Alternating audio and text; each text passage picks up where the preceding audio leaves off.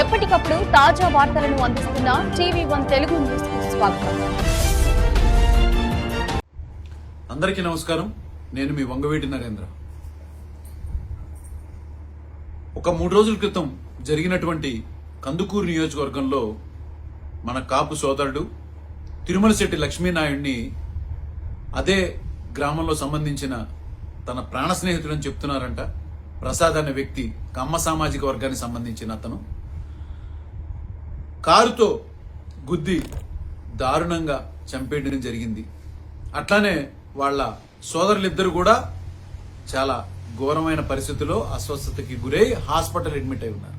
అసలు ఇది ఎందుకు జరిగింది అంటే, వీళ్ళ కుటుంబంలో ఉన్నటువంటి మన కాపు సోదరుని ఇదే ప్రసాద్ ఎప్పటి నుంచో మానసికంగా అనేక రకాలుగా వేధిస్తున్నాడు అని చెప్పని దాని విషయంలోనే వెళ్లి వాళ్ళు ప్రశ్నించడం జరిగిందని, దాన్ని కక్షగా పెట్టుకుని అధికార మదంతో తెలుగుదేశం పార్టీకి సంబంధించినటువంటి ఇదే ప్రసాద్ కారుతో గుద్ది చంపి మిగతా వాళ్ళను కూడా చంపే సమయంలో అక్కడ వాళ్ళు వచ్చి చూడటం, గబాల్ని రక్షించడం జరిగింది.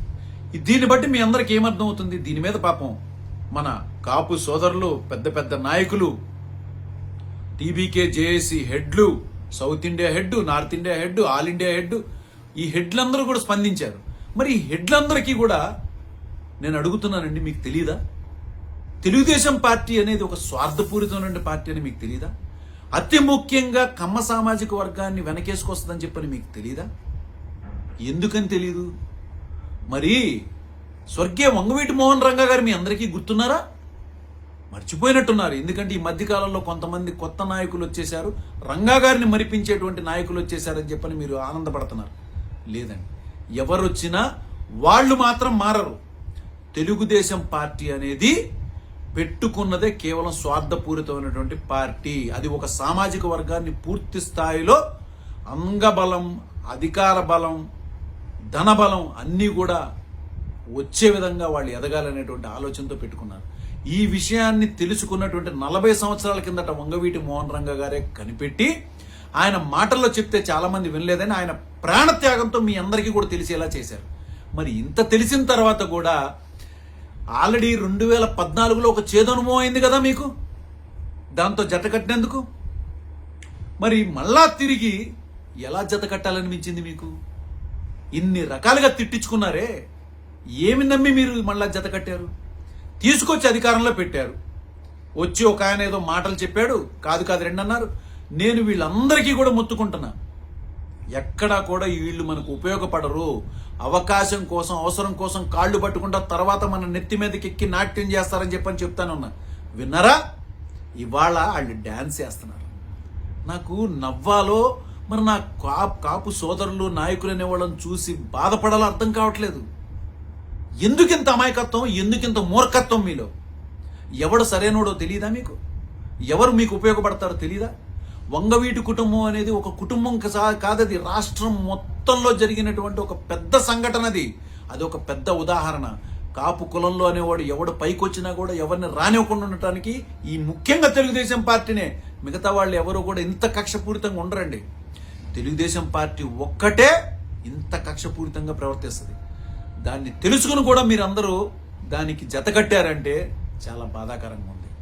అందుకే నేను చెప్తున్నా, ఇప్పటికైనా స్వార్థపరుల్ని, కల్తీ వాళ్ళని మానేసేసి నాలాంటి నిస్వార్థమైనటువంటి వాళ్ళతో చేతులు కలుపుదాం. వంగవీటి కుటుంబంలో కూడా కల్తీ వాళ్ళు ఉన్నారు.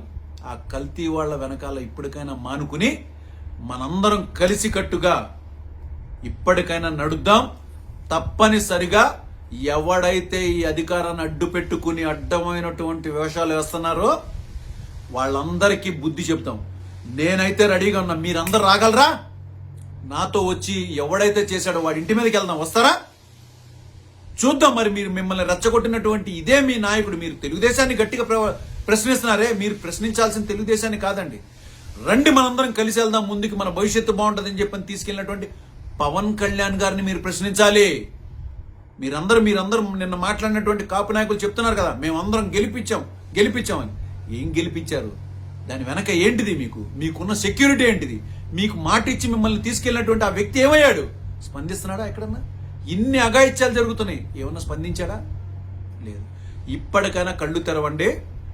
అవసరమైతే మనందరం ఏకమయ్యి వాడు చేసిన వాడెవడో వాడి ఇంటి మీద కన్నా వెళ్ళి తన్ని లాక్కొద్దాం, వాడికి ఏంటిదనేది మనం చూపిద్దాం.